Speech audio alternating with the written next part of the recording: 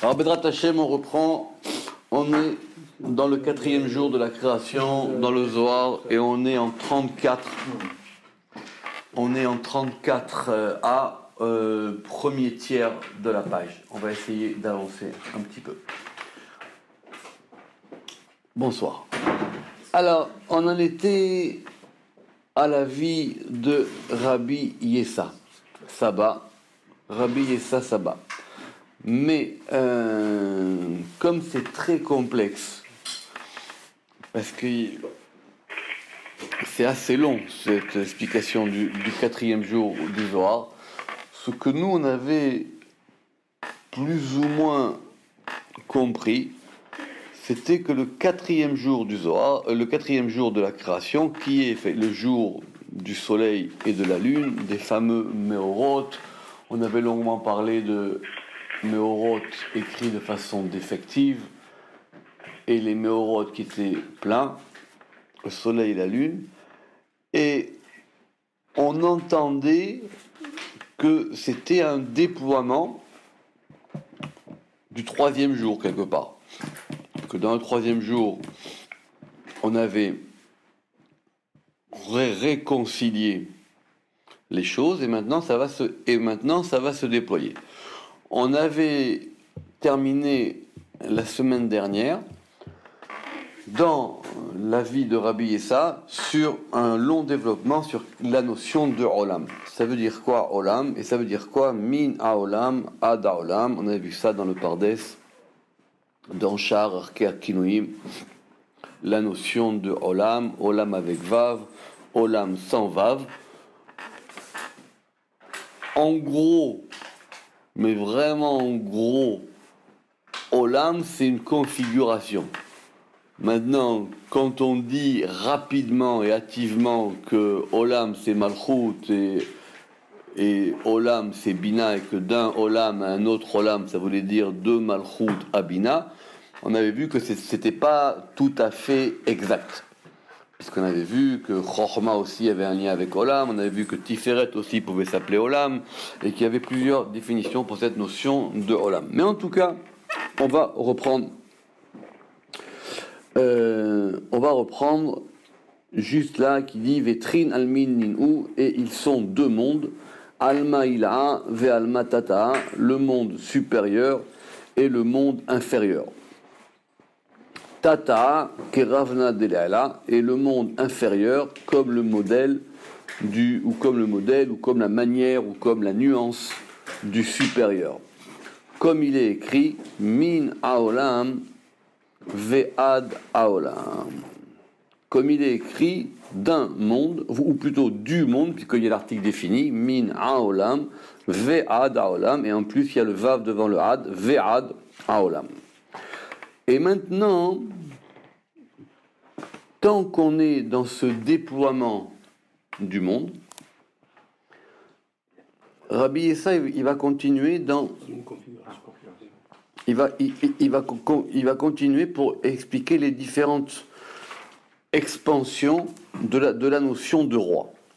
Alors, donc, dans la suite logique, de même qu'on a dit qu'il y a un monde d'en haut et qu'il y a un monde d'en bas, il y a Melech Ilaha, Melech Tata.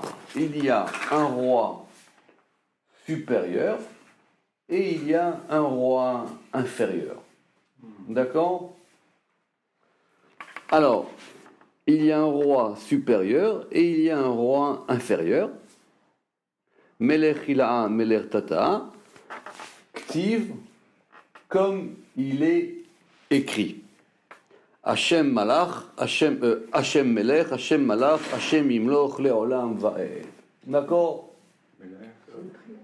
Oui, c'est une prière. La difficulté technique pour ceux qui aiment ces choses-là, c'est que le Zohar il dit que c'est écrit alors que c'est écrit nulle part. D'accord? Alors c'est une grande question. C'est ramené dans tous ces Zohar. Il dit Enzo Pasuk Beshum Makom. Même pas dans les Télim? Rien du tout.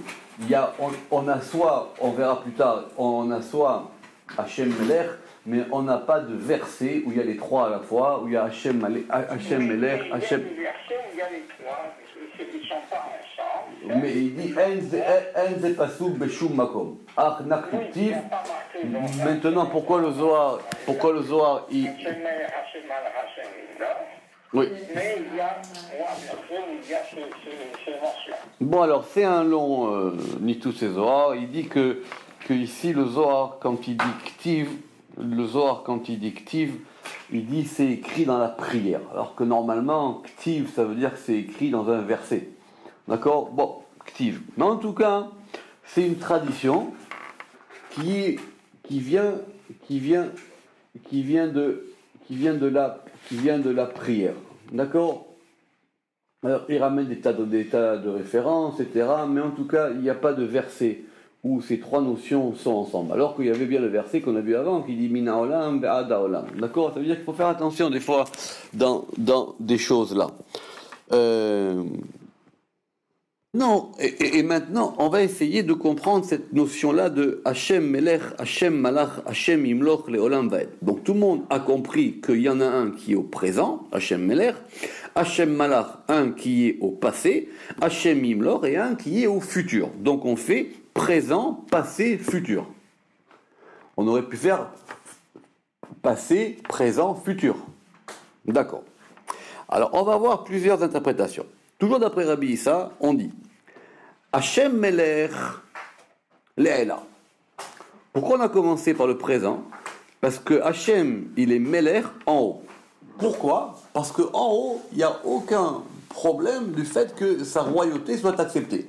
Comme ça explique le Ramak. Donc dans les séphirotes d'en haut, si on dit que ça fait partie des Le'ela en haut, Hashem Melech, ça, il n'y a pas de problème. En haut, il est Melech. Personne ne peut le contester. Exactement. Hashem Malach Be'em Saïta.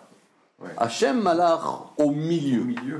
Pourquoi? Le milieu, ça correspond aux 6 séphirotes intermédiaires. Parce que là-bas, ça a été construit par le fait qu'il soit roi, mais il n'est plus roi. Pourquoi? Parce que pour qu'il soit roi, il faut que ça soit en conjonction avec la Malchut. Et c'est ça le Hashem Imloch les Tata. Donc quand on fait Hashem Melech, Hashem Malach, Hashem Imloch, c'est un système complet. De haut en bas. Exactement. Hashem Melech Le'ela, Hashem Malach Ben Saïta, Hashem Imloch les Tata. Le Ramak, il explique ça. Il explique ça bien. Donc il dit effectivement qu'il dit Hashem Melech c'est en haut, parce qu'effectivement en haut, parce que les choses là-bas elles sont claires. Hashem Malach c'est Tiferet, parce que quand Israël sont venus dans le monde et ils ont parou et ils ont paré son nom dans les degrés inférieurs. Donc il est roi assurément, et Hashem Yimloch, c'est en bas. D'accord? Rabbi Acha il dit c'est différent. Hashem Melech da Chochma ila. Hashem Melech, c'est la Chochma supérieure. Hashem Malach da. Alors on regarde qu'on a les mêmes versions. Hein. D'accord? Oui. Alors, Melech Tata, Rabbi Acha Amar, Hashem Melech da Alma. Alors, Hashem Imloch Lile Tata. Rabbi Acha Amar, Hashem Melech da. Alors, soit on a Chochma Ila, soit on a Alma Ila. Alors, non. Hashem da Chochma Ila, Melech da Alma Ila, Diou Alma Deate. Hashem Malach da Tiferet Israël, Hashem Imlor da Aaron Abrit. Ok, alors ici on n'a pas exactement la même version. Oui, c'est ça que c'est. Oui, évidemment, mais c'est comme ça que ça commence les difficultés. C'est intéressant, oui.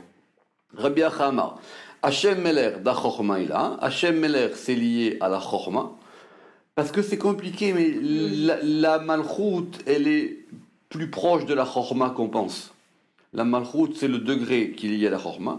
Hashem Melech da Alma Ila. Hashem Melech, ça correspond à Alma Ila Deu Alma Deate. Donc ici, ça serait à Bina. Hashem Hashem Malar, ça correspond à la Bina.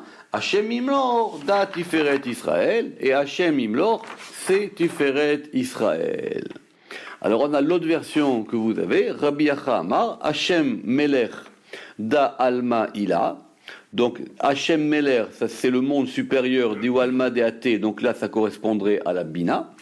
Hashem Malach da Tiferet Israël. Hashem Malach, ça correspond à Tiferet Israël, à la parure d'Israël.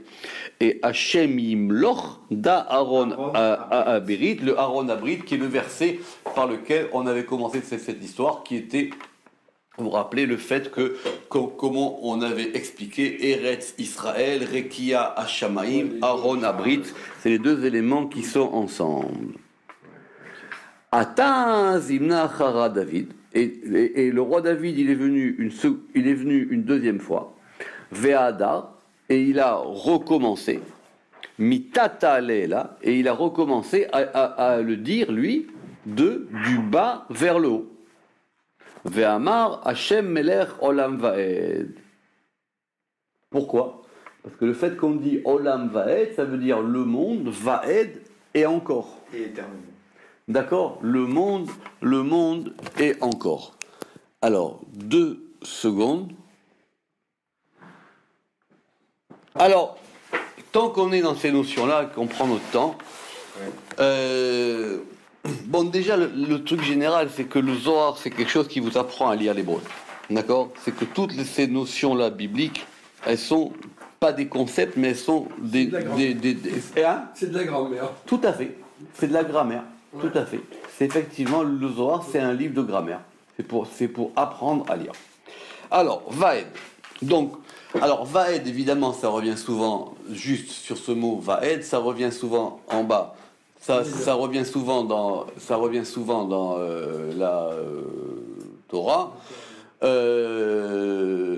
On est embêté parce que, d'abord, littéralement, il n'y a pas marqué Ve'ad.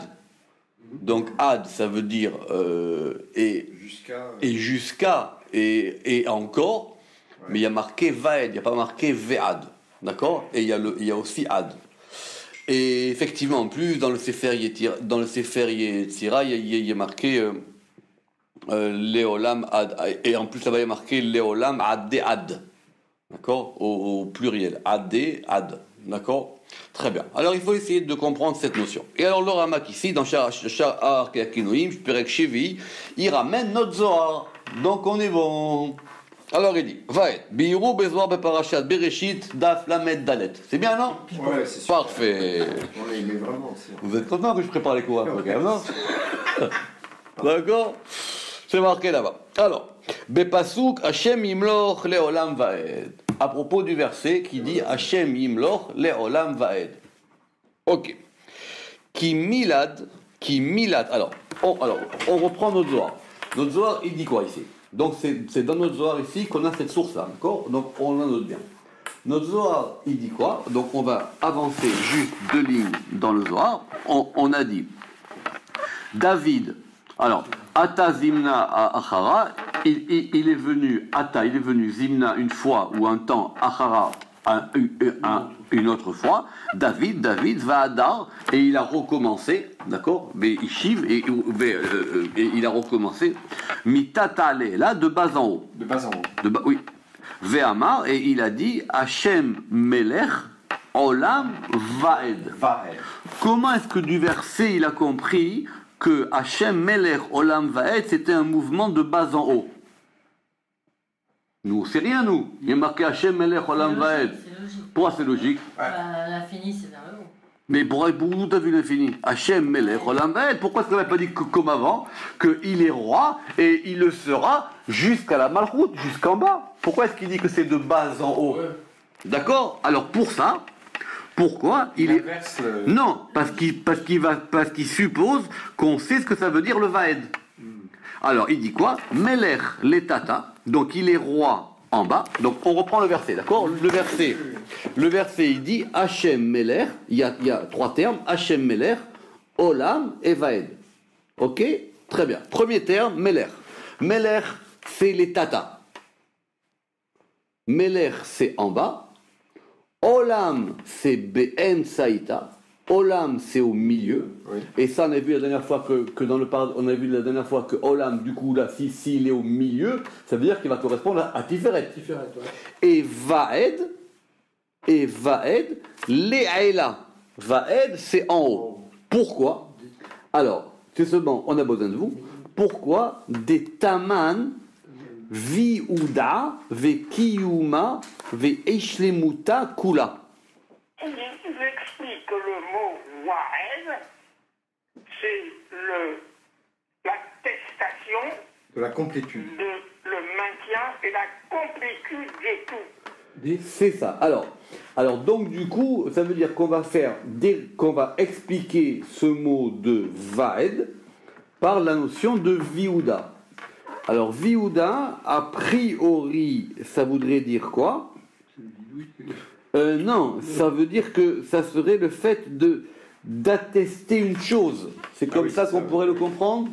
Vaed. Un témoignage, enfin. Attester, c'est la Théouda de Néou, c'est la Théouda. Oui, mais ça peut être aussi le fait. Alors, parce que là-bas, viuda ve kiyuma, c'est le viuda et c'est le maintien, ve hashlemuta, et la complétude, on va dire, et la complétude, attendez, je reprends dans l'autre version. Intégrité. Des taman viuda ve kiyuma ve hashlimuta dekula, et la complétude de tout. Il faut rajouter le dekula, c'est mieux en araméen. Hein? C'est la complétude de la totalité. C'est ça. Il n'y a pas le Dalet. Oui, mais dans le Zohar là-bas, il y a le Dalet. D'accord? Ve'ashlemuta dekula. Ok? Donc, Meler là, il est roi en haut, et Yimlor les tata. Alors du coup, ça nous interpelle, parce que du coup, on a une définition de ce vaed. Et quand on l'a, quand même, on ne va pas s'en priver. Alors, on revient au Zohar ici. Bihiru bazohar parashat bereshit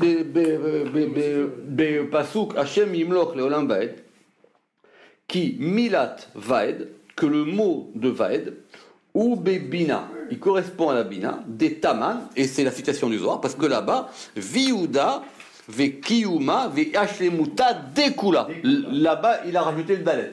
D'accord? Du tout. Pirouche. Et qui va bina, parce que dans la bina, ou kibbutz aketsavot, c'est-à-dire c'est la réunion, le rassemblement des extrémités, de toutes les extrémités, les kabel shefa, pour pouvoir recevoir l'influx. Ou milat vaed, et milat vaed, lachon bet avaad. C'est le lieu du rassemblement, le lieu du rendez-vous, comme dans le Ohel Moed. D'accord? Donc vaed. Donc du coup, c'est très compliqué à traduire ce vaed. C'est varad ou vaed? Oui, ben, comme en hébreu moderne, le vad baït, c'est quoi? Le vad baït, c'est l'assemblée des copropriétaires. Vad, la chemin. Oui, tout à fait. Le vad, c'est l'assemblée, ou le bureau, ou le desk, je ne sais pas comment vous voulez l'appeler. Beita vaad. Pourquoi? Ve'atam sheba mitkabetsim, parce que c'est là, parce que c'est en elle, dans la bina, qu'ils se rassemblent. Mipne shesham kiyumam, parce que c'est là-bas qu'est leur maintien. Veshlimutam, et leur complétude, on va dire.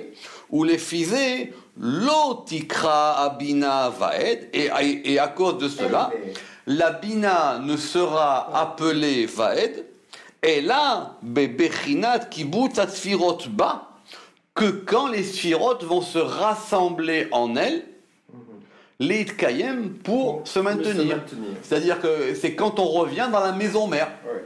Quand on... Le terme de Brina, ça me pose toujours Bechina, c'est facile. C'est Non, c'est pas facile. Pourquoi? Parce qu'il y a toujours plein de sang. Non, alors chez le Ramak, c'est clair. Une Bechina, c'est une particularité, c'est un aspect. Ça vient de l'ifron qui veut dire distinguer un choix. Oui. D'accord.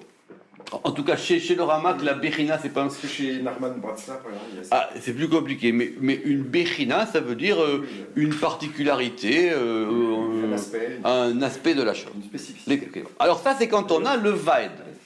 Alors maintenant, quand on a le Had, puisqu'il est possible qu'on qu'on a le Vaed et on a le Ad. Ad. Alors, on va commencer par lire. Piresh. Alors, on va commencer par expliquer ça et après on va lire la note en bas. Ah. Ouais. Alors, Pirouj Bazoar Parashat Vayekri. Il est écrit dans le Zohar dans Parashat Vayekri, qui a Malchut Nikra Ad. Quand on dit Ad, c'est jusqu'à. Alors là, effectivement, c'est jusqu'à quoi? C'est jusqu'à la Malchut. Ad, qui a Malchut Nikret Ad, Ben Shetiye Mityachedet Ima Tiferet, soit qu'elle soit unifiée avec Tiferet, Ben Shetiye le Mata Bimkoma, soit qu'elle soit plus bas que son endroit. Ve'efshar atam, et il est possible que la raison en soit, mipne chez addea, c'est-à-dire que jusqu'à elle, Igia va parvenir la Hatzilut, velo od, et pas plus. Donc là, le ad, c'est vraiment le jusqu'à. Ça veut dire c'est jusqu'à elle. Ça va jusqu'à elle. Ça va pas plus loin. D'accord? Alors, on a une grande discussion en ce moment avec M. Seban. C'est très intéressant. C'est sur les expressions qui mélangent le temps et l'espace. Et le mouvement. Non, le temps et l'espace. Par exemple. Par exemple, Vaed. Quand on dit Vaed, c'est jusqu'à, et on traduit par toujours. Toujours. Infini. Donc on passe de l'espace au temps. Oui. Et quand on dit Léolam, c'est spatial. Oui, mais c'est l'infinité du temps. Exactement. Ok. VI, sauf à Madrigot, et effectivement, la Malchut, c'est la fin des degrés. Ou Beyota Ola Lemala Beyichudim Baala. Et quand elle va monter en haut, en unification ou en union avec son époux, Nikret, Gamken, Ad, elle s'appelle aussi Ad. Vezeshamar Atam, et c'est ce qui est dit, Atam ve Ad Achinami Leila Achid Kare. Et ce Ad aussi il est en haut et ainsi il est appelé. Comme c'est le dernier, c'est le degré du Ad, ça peut être soit en haut, soit en bas. Mais c'est elle le degré du Ad. Ve'atam ki az ad belashon. Alors, c'est ça. Alors ça c'est compliqué. Belashon. Ça on peut le dire de plusieurs façons. Alors belashon ada ou belashon eda. C'est pas ponctué, c'est dur de savoir. Velachen ikret leolam ad. D'accord? Vexat mashmaatam, et de là-bas on peut aussi entendre qui ad nami bebina, que on peut aussi l'appliquer à bina. Ve'efshar sheyigam ba malchut, et il est possible que ce soit aussi dans la malchut. Beyota ima tiferet, quand elle est avec tiferet. Et c'est comme ça. Ve'ainu, non. Ve'ainu,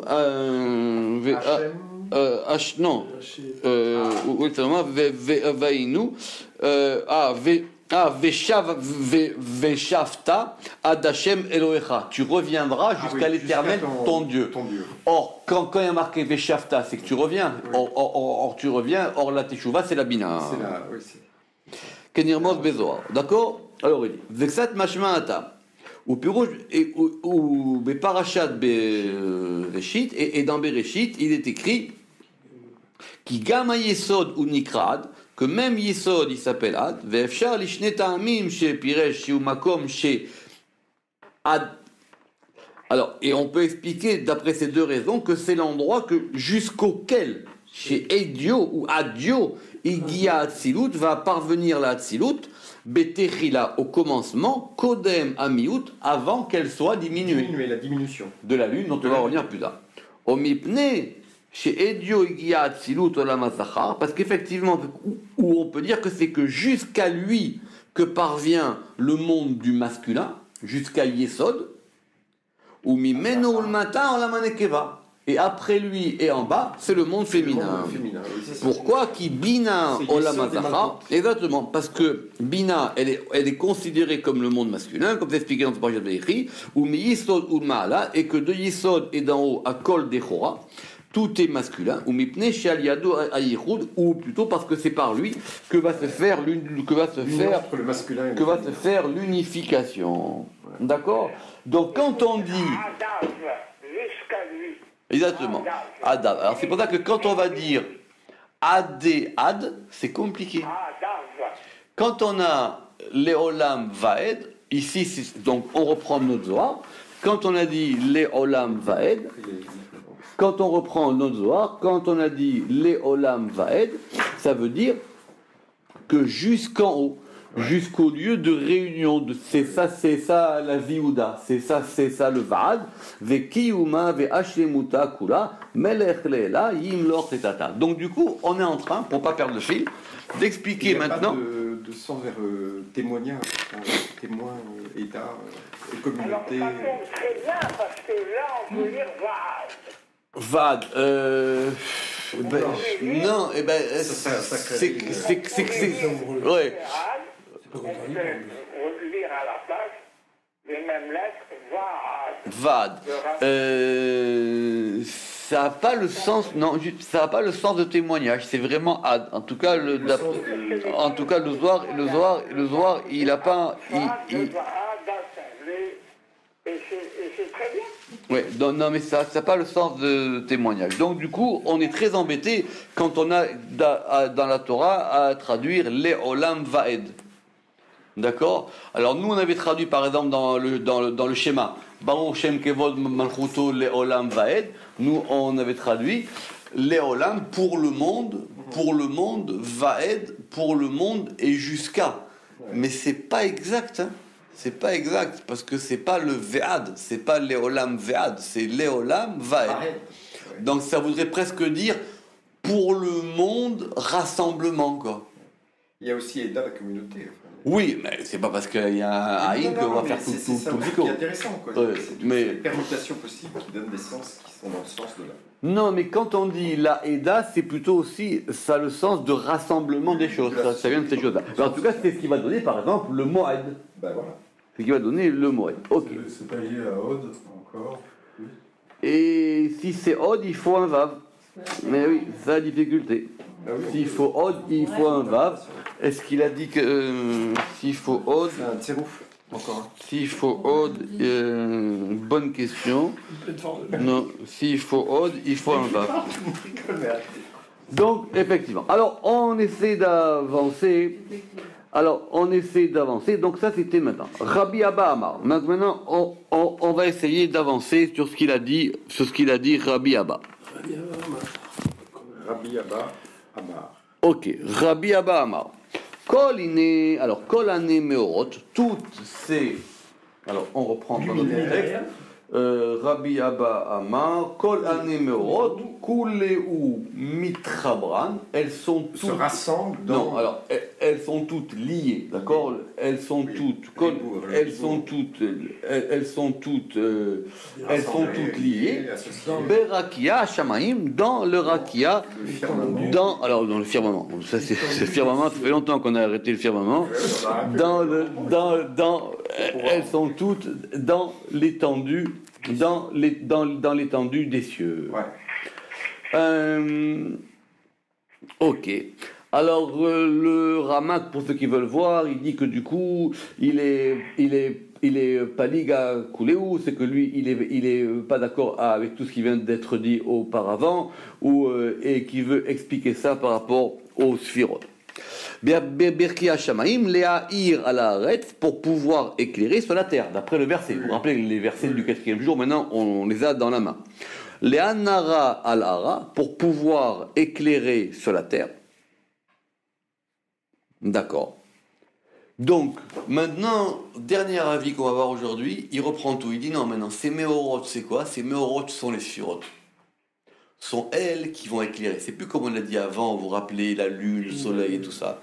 Tout ça, c'est maintenant des choses qui vont éclairer pour donner tout en bas. C'est ça les méorotes. Donc il faut reprendre le premier sens de luminaire. C'est ce qui apporte de la lumière.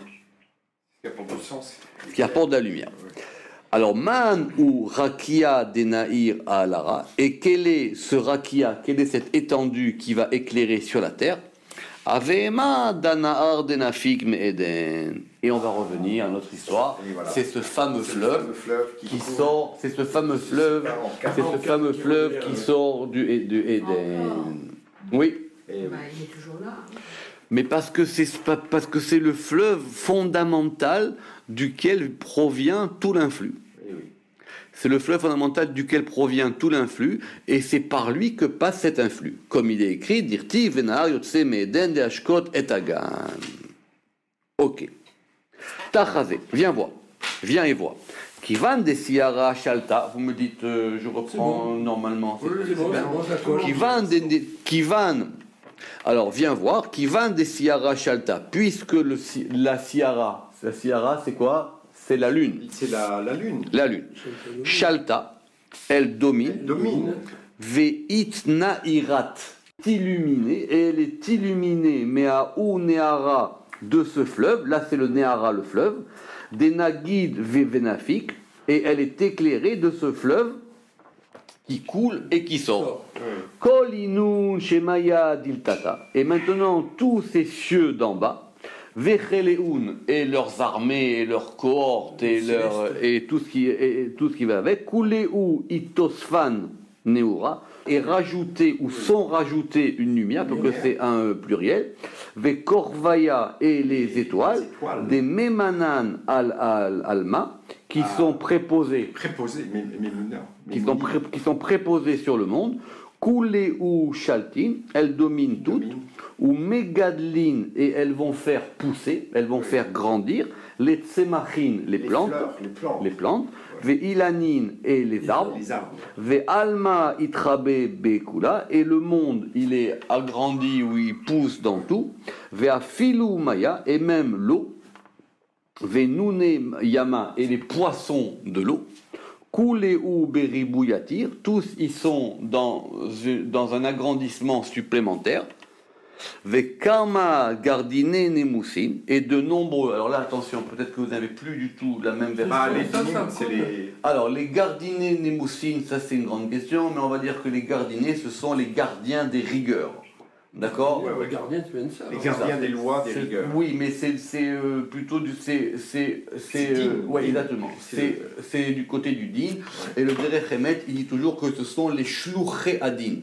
Ce sont les envoyés du din à Mamounin, la Anosh, la Ovrim, pour pouvoir punir, et ils sont préposés pour punir ceux qui vont transgresser les lois, le nimus, qui veut progresser les lois. Vous savez qu'en hébreu moderne, c'est quoi le nimus? Ça fait quoi le nimus en hébreu moderne? Sandra? Tout à fait, d'accord, mais ici c'est un sens beaucoup plus dur, c'est les lois, c'est des choses qu'il faut respecter, d'accord? Être menoumas en hébreu moderne, c'est être poli. Ok. Nimusin chatan be'alma, donc eux ils errent dans le monde, begin de kuleu bechedvata, parce qu'ils sont tous en joie, beribu chela, dans l'augmentation de leur force, kad chedvata ava bebe malka, parce que lorsque la joie était dans la maison du roi, Afilu mare de Yevava, même les maîtres, alors Yevava, alors c'est des accusateurs, mais ce sont les maîtres de la discorde. De la discorde, ouais, c'est de la discorde. C'est les démons. Oui.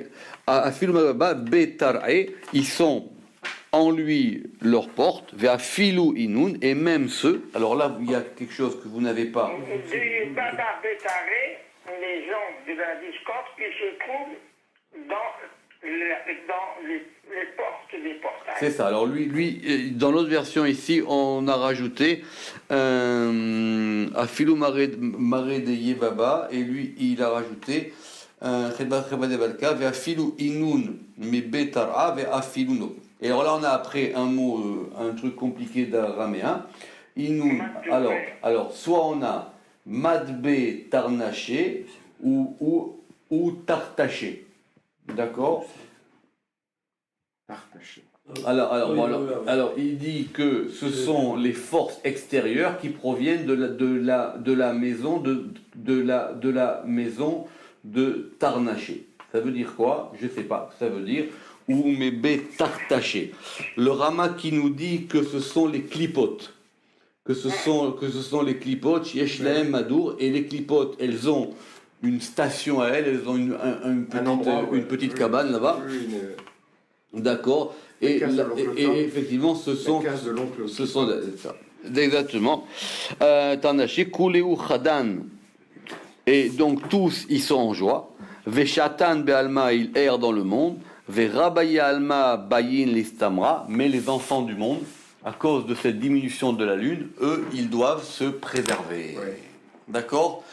La suite, ça reprendra. Tinocote, c'est quoi ces tinocotes du monde alors? C'est l'histoire des maladies du 4e jour avec les enfants, avec Lamed qui veut leur faire du mal. On avait parlé de ça, mais on a connu. Voilà. Donc, si Dieu veut, on reprend la prochaine fois. Baruch Adonai Leolam. Amen. Ve Amen. Merci infiniment. Au revoir. C'est vraiment passionnant.